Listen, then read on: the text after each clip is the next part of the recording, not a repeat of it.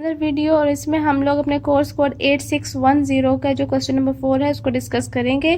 Educational psychology है, वो कहते हैं कि किसी भी एजुकेशनल प्रोसेस, चाहे वो ऑब्जेक्टिव्स बनाना हो या ये देखना है कि हमने पढ़ाना क्या है या कैसे पढ़ाना है या फिर उसका टेस्ट कैसे लेना है, कोई भी काम हो उसमें साइकोलॉजी का जो है वो बहुत अहम किरदार है। और हमने रियल लाइफ में जो हमारे क्लासरूम में प्रॉब्लम्स होती हैं और एज अ टीचर हम फेस करते हैं वो क्या होती हैं, उनको हम लोग बच्चों की साइकोलॉजी समझकर और कैसे सॉल्व करते हैं।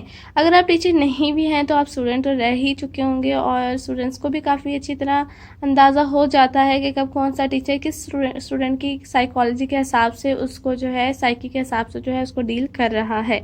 चलिए आंसर स्टार्ट करते हैं। सबसे पहले आपने क्या करना है, एजुकेशनल साइकोलॉजी, सॉरी मैं फिलॉसफी लिख दिया था, साइकोलॉजी है। एजुकेशनल साइकोलॉजी के बारे में आपने इंट्रोडक्शन जो है मुझे एजुकेशनल साइकोलॉजी का वो कोई पेट डेफिनेशन वगैरह अपने कोर्स कोड में नज़र नहीं आई, लेकिन सेकंड सेमेस्टर में एक किताब थी जिसमें था एजुकेशनल पर्सपेक्टिव ऑफ साइकोलॉजी या साइकोलॉजिकल पर्सपेक्टिव ऑफ एजुकेशन के नाम से चैप्टर था। आप वहाँ से ले सकते हैं अगर आपके पास बुक है, नहीं तो आप सिंपली गूगल करें, आपके पास डेफिनेशंस आ जाएंगी और डेफिनेशंस को थोड़ा सा अपने वर्ड में करके लिखिएगा। एक और बात, वहाँ पे आपने फिर डेफिनेशन वगैरह लिखने के बाद इमेजेस पे जाना है और वहाँ पे आपको माइंड मैप्स जो हैं एजुकेशनल साइकोलॉजी की एप्लीकेशन इन एजुकेशनल प्रोसेसेस के बहुत अच्छे अच्छे माइंड मैप्स हैं, उसमें से कोई सा भी पिक करें और अपने पेपर पे ड्रॉ करें थोड़ी सी वर्डिंग चेंज करके।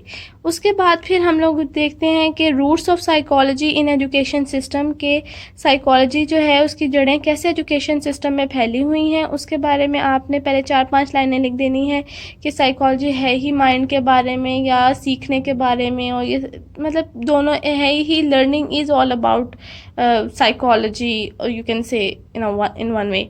ओके, इस तरह आपने लिख देना जनरल बातें। बाद में फिर आपने बता देना है कि ऑब्जेक्टिव्स जो हैं वो जो है फॉर्मुलेट किए जाते हैं किसी भी नेशन की साइकोलॉजी, मतलब अगर आपने करिकुलम डेवलप करना है उससे पहले आपने उसके ऑब्जेक्टिव्स जो हैं वो देखते हैं कि ऑब्जेक्टिव्स रखने क्या हैं, तो वो जाहिर बात है उस सोसाइटी की साइकी जो है उसके हिसाब से होंगे। इस तरह आपने इसी तरह जो है वो एग्जाम्पल देकर बाकी के भी जो है आपके क्वेश्चन में है, जैसे ऑब्जेक्टिव्स की मैंने एग्जांपल दे दी, फिर आपने इसी तरह कर देना है डेवलपिंग कंटेंट या सब्जेक्ट मैटर की हेडिंग दे के, फिर टीचिंग मैथडोलॉजीज और फिर असेसमेंट।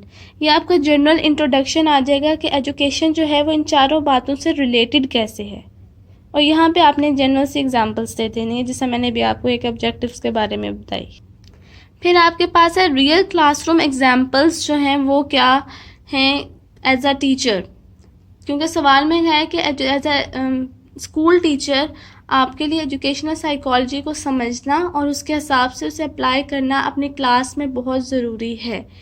तो सबसे पहले आपको मैंने यहाँ पे आपने 10 से 15 हेडिंग्स देनी है। पहले आप मेन हेडिंग दें, नीचे एग्जाम्पल लिखें, थोड़ा सा एग्जाम्पल पॉइंटर से लिख दें और फिर बॉल पेन से बाकी की एग्जाम्पल लिखें। आप एक ऐसे भी तरीका कर सकते हैं। अच्छा, मैंने आपको 3 एग्जाम्पल्स दी हैं। पहली एग्जाम्पल है कि मेथड ऑफ टीचिंग जो है वो सिलेक्ट करने के लिए, मिसाल के तौर पे अगर मैं प्री स्कूल के लर्नर्स हैं मेरे पास, मैं प्री स्कूल को या प्राइमरी स्कूल को पढ़ा रही हूँ, तो जो उस टाइम के बच्चे होते हैं, उस एज ग्रुप के बच्चे होते हैं, उनका ये साइकोलॉजिकल बिहेवियर होता है, नॉर्मल बिहेवियर होता है कि they are interested in games, ठीक है, और इन डूइंग एक्टिविटीज़। तो उसलिए मैं उनकी साइकोलॉजी को देखते वक्त जो है वो अगर मैंने उन्हें कुछ फॉर एग्जांपल अगर उन्हें मैंने टू लिखना भी सिखाना है तो इन प्री स्कूल ऐसे किया जाता है कि डिफरेंट गेम्स की जाती हैं। गेम मैं आपको बताती हूँ कि सैंड, एक ट्रे में सैंड रख दी जाती है, रेत रख दी जाती है और उंगली से बच्चे जो है उस पर टू बनाते हैं। तो ये एक एक्टिविटी है जो कि बच्चों को साइकोलॉजी को देखते हुए टीचिंग मेथड जो है ये वाला अडॉप्ट किया गया है। इसी तरह अगर कोई जो लर्नर हैं उनको कोई लेक्चर जो कोई टॉपिक जो है वो सब लेक्चर मेथड से समझ आएगा, जैसे बड़ी क्लासेस में बहुत से ऐसे होते हैं तो लेक्चर बेस्ड मेथड यूज़ किया जाएगा।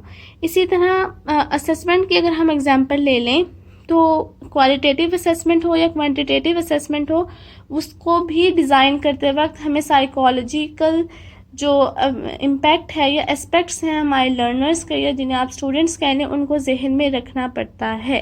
तो इस तरह की आपने एग्जांपल दे देनी है। एक एग्जांपल मैं आपको ये और दे देती हूँ कि साइकोलॉजी की एप्लीकेशन किस तरह भी हो सकती है कि हमें पता होता है एज अ टीचर कि कौन सा बच्चा जो है वो अगर उसको हम लोग ज़्यादा होमवर्क मतलब उसको हम रिटर्न वर्क देंगे तो वो ज़्यादा सीखेगा, और कौन सा बच्चा है जो हमें ऑरली या सिर्फ लेक्चर देकर या सिर्फ उसके कॉन्सेप्ट्स बेसिक ले कर हम उसकी जो है लर्निंग इफ़ेक्टिव बना सकते हैं। तो ये भी एक एप्लीकेशन ऑफ साइकोलॉजी है। टीचर जो है वो ऑन द स्पॉट जो है आप यहाँ पे लिख सकते हैं कि एक्शन रिसर्च करता है प्रॉब्लम सॉल्व करने को, और वो जो प्रॉब्लम सॉल्व करने का बेसिक प्रिंसिपल होता है वो भी एजुकेशनल साइकोलॉजी बेस्ड होता है। तो ये था क्वेश्चन नंबर 4। ये कंपैरेटिवली जो है वो इजी क्वेश्चन था, और हम सब जो है इसको एक तरीके या दूसरे तरीके से अप्लाई होता देख चुके हैं, इसलिए इस पर इतना ही कंटेंट जो है या इतनी ही हेल्प या गाइडलाइन आपके लिए इनफ होगी, and I am sure it has been proved very helpful for you. So do not forget to subscribe my channel and hit the bell icon, ताकि जैसे ही रेफरेंस वाली वीडियो और आपने कैसे अपने असेसमेंट्स को पैक करके भेजना है वो वीडियो है तो आपको नोटिफिकेशन मिल जाए। Best of luck for your exams. अल्लाह हाफिज़।